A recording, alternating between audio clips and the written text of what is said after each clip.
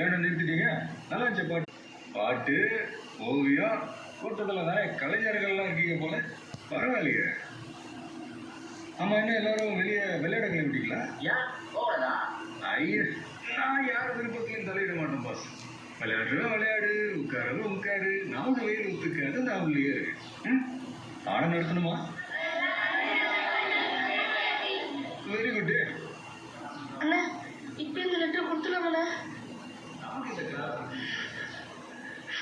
இப்ப வேண்டாம், நான் சொல்றேன்.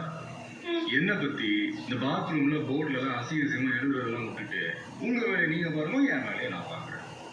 டீல நீ பாராட்டு அடிச்சு ஓடலாம் பார்த்தா நீ வேற மாதிரி வாத்தியார நம்ம போல.